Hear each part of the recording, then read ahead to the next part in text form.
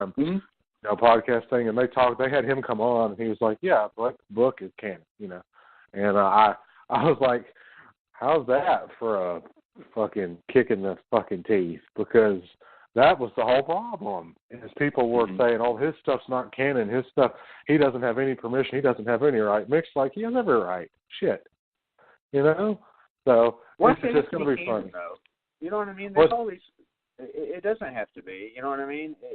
Right, but it was so weird because the guys reminded me of you and Vic, because you read more than Vic, as far as, I don't mean that in a disrespectful way, but you read more books than Vic tends to read, but Vic also tends to have a more abrasive personality on certain subjects than you do, and I saw that reflected in these guys because, they got on there and said, Blake, we all read the book, and I got to tell you, this is written like a true crime book. Like, you get in there, and Freddie's murders are all very matter-of-factly. It makes you feel like you feel some sort of sympathy for the character because of the way you tell the story, but you don't feel sympathy in that it makes you forget about what he's done. And he said, as far as I'm concerned, I could read this book and put the movies on, and I think that you've done a great service to the community by writing it. And then the other guys were like, hell yeah, that's the shit right there. And I was like, well, that's okay. That's Travis and Vic all over right there. And it's just so weird because I see all the hate that Ray is getting about things and how people are like kind of trolling on some stuff that he says, and I'm like, people need to just back off, because all you're doing is being a bunch of fucking keyboard warriors, and that doesn't do anything for you in life. You're never going to see half these people you're talking shit about, if that many. And really, it doesn't make that big of a damn bit of difference what anybody thinks. Just keep your fucking stupid ass opinions about what somebody else does to yourself, unless it directly affects you. And that's just the problem with social media. I just hate social media for that reason. And it's not because, I love social media because it keeps me connected with my fans and lets me, get out and do things. But there's part of me that cringes every time I log on Facebook because I know there's going to be shit, somewhere. And I'm going to see it. And it's going to be about guns. It's going to be about homosexuality. It's going to be about religion. It's going to be about the president. It's going to be about the ending for The Last Jedi. It's going to be about fucking something all the time. And it's crazy. It's one of those things that grind my gears, as you guys so artfully put it, Yeah. But anyway, sure, man. Anyway, let me get off that soapbox. So it was good to have Ray on. He was great. Well, see, we just got into what's grinding your gears, and before we get into where our horror adventures have taken us, what the fuck? Let's just do what's grinding our gears real quick. Let's see if Vic's alive. Vic died 2 days ago on the way back from Horror Hound. Cincy. He died in the car. He's just talking to me, and granted, I got him drunk, okay, at a Mexican place after Horror Hound Cincy. He got drunk on this huge ass margarita, and then we're just sitting in the car, and he's like, "It's hot." His head just tilts back, and he just starts snoring immediately. And I'm like, what was funny is that we were having conversations, and then he just dies. It wasn't like a slow thing. He just died immediately. It was fucking fantastic. I'm getting used to that shit, guys. My wife is the same way. Oh, my God. I'll be having a conversation with her about something really meaningful, and I'll look over, and she'll be asleep, and I'll be like, God damn it. I've been talking for like 5 minutes about this shit, and she couldn't give a fuck less. Yeah, I know that feeling. I do. And oh my God. I love her. She doesn't mean to, but she can fall asleep so easy. I wish I had that power. I don't have the power to fall asleep. And in the heat, Vic deserves all the props in the world. I can't sleep if my room is hot. My bedroom has to be like fucking Nick Knight's fucking apartment in Forever Night. That shit has to be below zero. That shit has to be. I have to walk in and be like, what killed the dinosaurs? The Ice Age. I have to be like that fucking Batman and Robin, Mr. Freeze type shit to be able to sleep. You know what I'm saying? And I can't sleep in the heat. Is that Vic said it's hot, and he gave the motion to roll down the window, and he did roll down the window, and they just passed out immediately. So you know what Vic reminds me? Vic is going to be so offended by this. Do you know what Vic reminds me of? He reminds me of Patrick Star from fucking SpongeBob because he will just fall the fuck asleep whenever. He's like, I want to watch TV. Ooh, and then he fucking falls asleep like that. And every time my kids watch it, I think of Vic, and you trying to have a conversation, and then Vic gets distracted and falls asleep, and you're still fucking prattling on. I forgot he fell asleep on this show once. That was amazing. That was he fell asleep on more than one. He fell asleep on one of the Scream shows, remember? Yeah, and he was snoring on the show. Nick, you're a legend, sir. I mean, it is what it is. Like, because I don't get enough sleep in my life, so I sleep when the opportunity arises. Do you know what the best thing that Vic ever said? It was the funniest thing. When we were doing Starry Eyes, he started snoring on the air because, he just wasn't super involved in the movie. He wakes up long enough to insert one of his candid observations. He was like, yeah, man, I like a movie like this because I like when a bitch is willing to fuck her way to the top. Like, dude, what the fuck?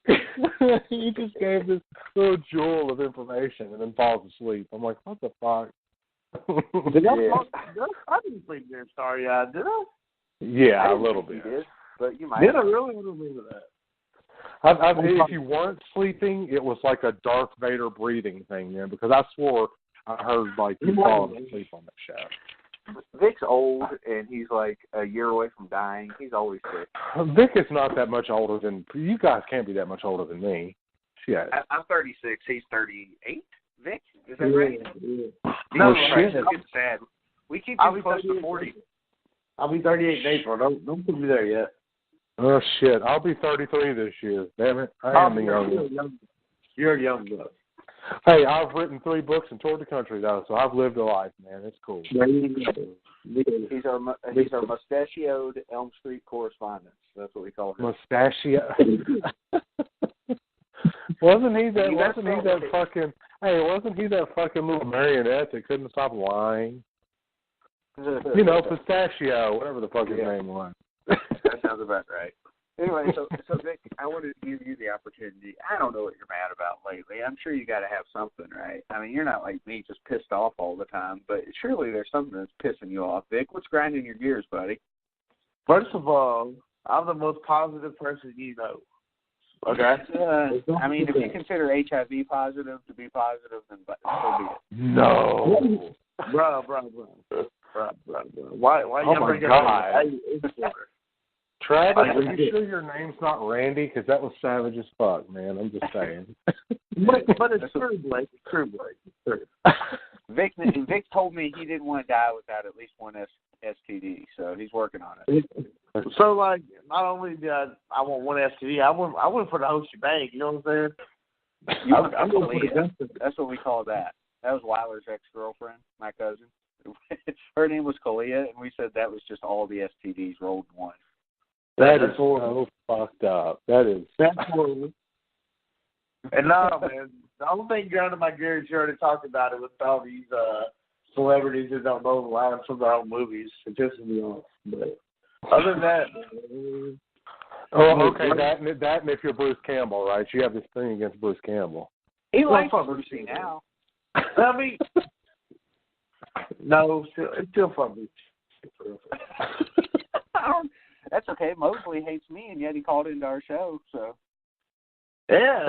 Why does Mosley hate you? Yeah, I asked some questions that upset him somehow. Well, that's just par for the course here. All right, so there was a story that he was supposed to play Manson in a movie about Charles Manson, okay? So we go to a horror convention, and this is like 4 or 5 years ago, isn't it, Vic? It's been forever. Yeah, it is a while ago. It was like Days of the Dead Indy. And I tell Mosley, I'm like, it'd be fucking awesome if you had like a Manson 8x10, so we could get that signed. Because, back then we weren't having many posters signed. We were just getting 8x10 signed. We were a horror convention amateurs back then. And he's like, well, you got to sign the contract first. First, you got to sign the contract. And I'm like, motherfucker, I didn't know that you didn't. I thought you would. How did I know? And you were angry that I had asked. Oh, he was so bad. Yeah, I'm like, what the fuck did I do? You act like I bootlegged your movie. I didn't do that. He was so bad. That was Mariah with the Insidious one. Remember? Oh, yes. How could I forget? Jesus Christ. We've had some adventures at horror conventions, but so if that's grinding your gears, you know what grinds my gears is okay, I'll give you one. At horror conventions. Okay, so Blake, you've been witness to this at some horror conventions. These people that go in line and then they talk to the celebrity, realizing that there's a long-ass fucking line, and then they tell the celebrity their life story. Fuck off. Get out of the line. Find some other time to stalk them. You are holding up the line. Keep it moving. Like, I hate all of these people that slow us down. We don't even want to talk to the celebrities. It's the bad part. We just want to get our shit signed and move along. Yes. Like Brad Dourif, nice. I had nothing to say to him other than, are you fucking with me? Or what is this? Are you fucking nuts? On my poster. Then I move along. I don't have any fucking say. I don't want to talk to you. We don't have anything in common. Let's go. Damn. You know what I'm saying? You don't want to talk to me for real. That's okay. He's just wanting to get paid, and that's fine. I don't care. We're not going to be friends after this. Well, I have to disagree on that point because there are several out there that do like to talk to you. I mean, shit, I was hanging out with them, and they all talk to me. I mean, obviously, you know, it was weird because they all really do want to talk to their fans, but then again, they all is a little bit much. Okay, let me specify the Nightmare crew. Okay, so I'll agree that Robert Englund's a nice guy, and I've always heard that he's personable. I don't know about the other Nightmare guy. Oh, Heather Langenkamp, super nice. Met her, love her, but I also had a huge crush on her growing up. I love Nancy. What can I say?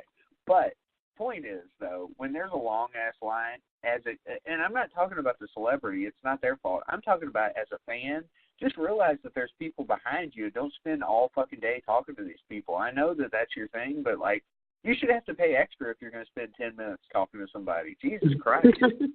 Yeah, damn. It's just rude to the people behind you, that's all. But, that being said, and we didn't take too much of their time, and there wasn't a long line or anything, but we did find perhaps our favorite celebrities ever, Vic. The Soska sisters.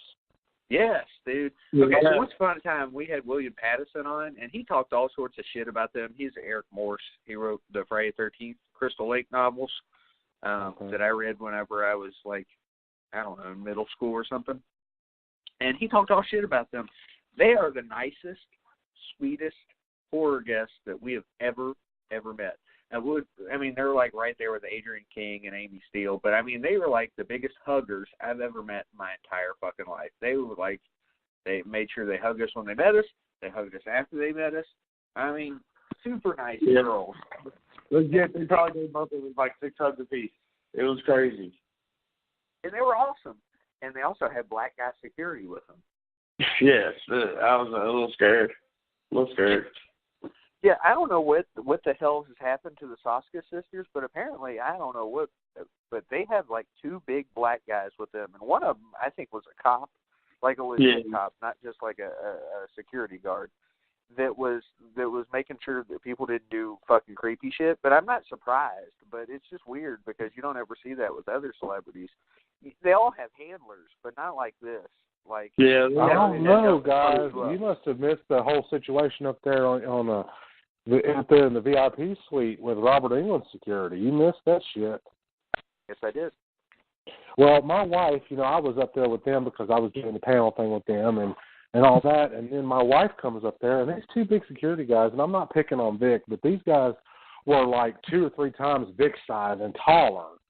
They grabbed my wife and tried to haul her back down the escalator. And Robert Englund and Lisa Wilcox and Mick said, "Hey, what the hell are you doing? That's Blake's wife. Blake is right here. Blake is with us. Put her down."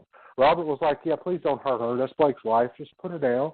And they put her down, and they walked up to her and said that they were sorry. And then they looked at me and said they were sorry. I was like, "Hey, I understand you're just doing your job, but I mean, you know, it was really weird because apparently I don't know if there's been some kind of issue with Robert and where he's been, but you know, as far as the shows and conventions, but apparently those security guards weren't fucking playing because my wife had the Nightmare shirt on, and you saw what she was wearing. You guys both saw it, and I guess because of the way she was dressed, they figured she was a fan that was trying to, you know, run up there because no fans were supposed to be up there until the panel started, you know, to go in the room. So they tried to grab her and haul her back, man. I turned around, and they were like, all I saw was her boots. I was like, her feet flailing. I was like, Brenda, what the hell? You know, and to be fair, she did look like just a fan. If you didn't know her and didn't know me, you'd think she was just a fan.